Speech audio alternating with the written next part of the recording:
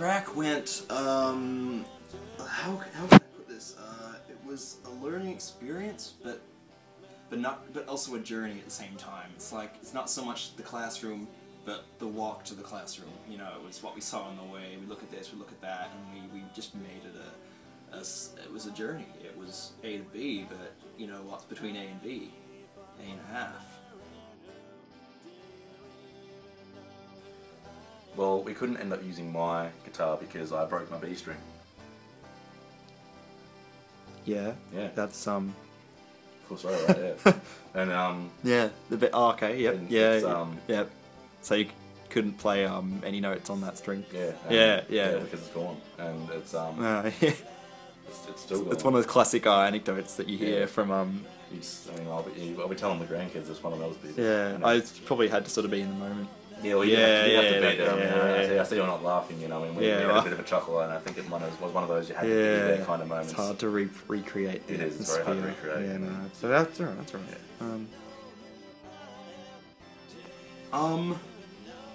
Yeah. You know, a producer, we were talking to Rick. He was interested in getting a horn section in, and you know, a bit of ska crossover might have been good. Get the horn section pumping with some violins too, and making like an orchestral version. So we're looking into that. Maybe for Broadway. Should be pretty cool.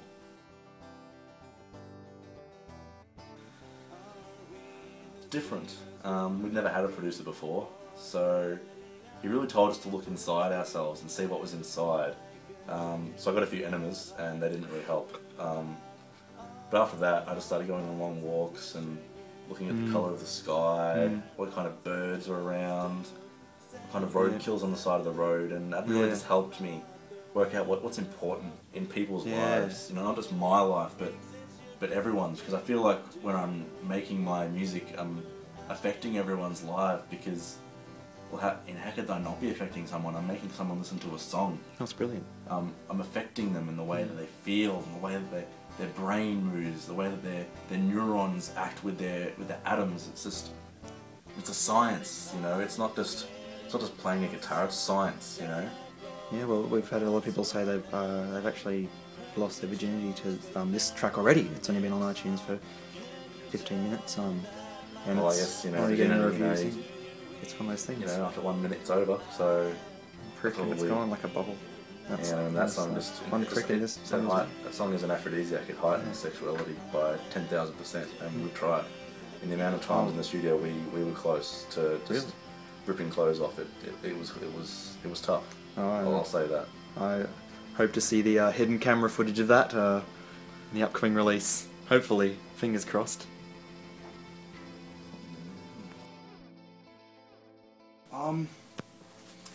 Maybe just keep moving forward as a unit. You know, like I think our brains are still sort of at separate places, and you all want to sort of eventually try and come together and sort of make this mash of brains just like a sort of stew, and everyone's eating the same stew, and everyone knows what the flavor is, and everyone's looking at each other going, this is such a great flavor, and you know, everyone's getting the same thing out of it. So hopefully something like that. My inspiration was to sort of just look inside myself and just see what's there. You know, everyone's looking on the outside. I decided to you know, it's almost like I'm taking out my eyes and putting them in there, and oh, what's down there? What's in there? Oh, something in there. Bang! It's a lead guitar. What's in there? Something down there. Oh, that's a bass track. You know, it's finding bits of you, taking them out, putting them in, rearranging them, and it's something that's very new to us. You know.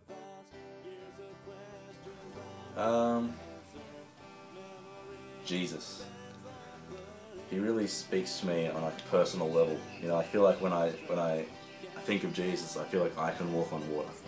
Yeah. I feel like I can walk in his shoes because he's the same size as me as well. So really? Wow. So him and music. Music's been a big influence in my music. Yeah, heavily. But if it wasn't for music, I probably wouldn't be writing music. That's just how I feel. If you don't like it, you can just throw it back. But that's what I'm giving you. That's what I'm giving you. Okay. Yeah. Well, we were trying to figure out this riff. It's for an older song actually. It's about drunk teens, and we were just fiddling around with the chord progression, you know, and it's this I don't know how to say it. It's this sonic diversity. I think is the best way to describe it in this riff. You hear things, and when I hear guitar riffs, I get pictures in my head, and this one I just get like this Egyptian woman crying in the sand because someone's delivered her baby, cut the cord, run off with the baby, so she's just left with nothing, nothing, and she's Egyptian. So. I don't really watch music videos or listen to music at all. I just kind of block my ears out when I play guitar and just hope that something good comes out. You know. So you don't hear them. Okay. Yep. No.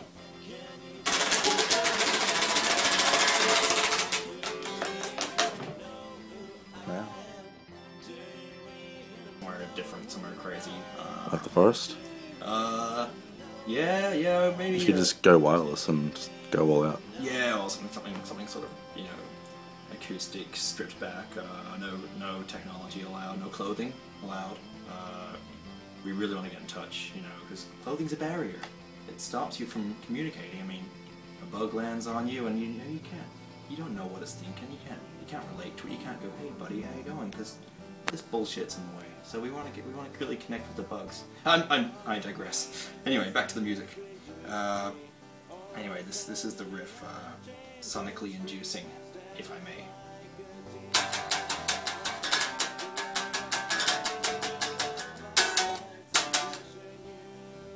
It's good, isn't it? Yeah. And Rick looked at me and he's like, you gotta try and think of sonic diversity, and think of just, look back into your past, look into yourself, and what's the most sonically diverse memory you have, and apply it algorithmically to the riff, and that was all I needed, and then it ended up sounding like this.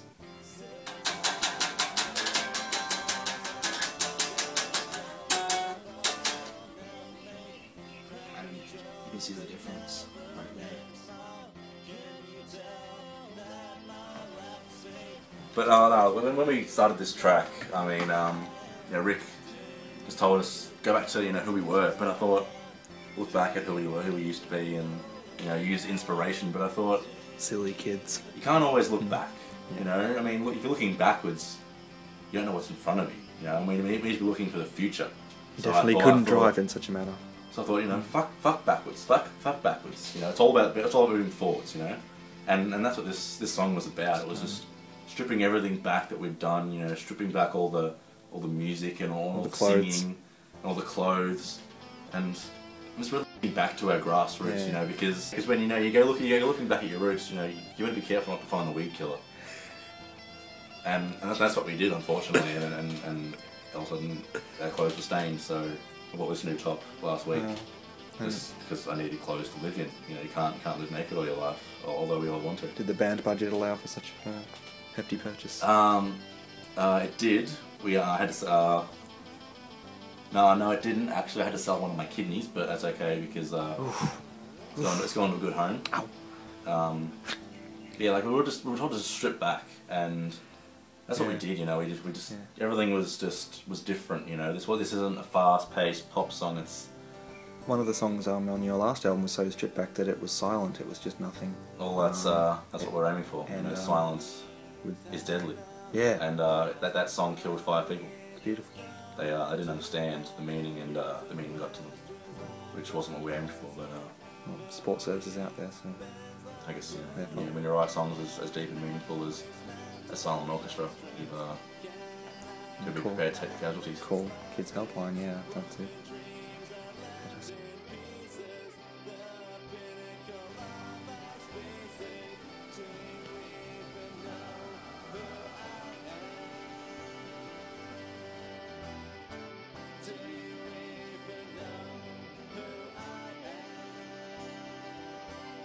we were talking to our producer, and you know, we were like, what can we do? So we have, you know, writer's block, and he's like, boys, just don't hold back. And ever since that day, we haven't.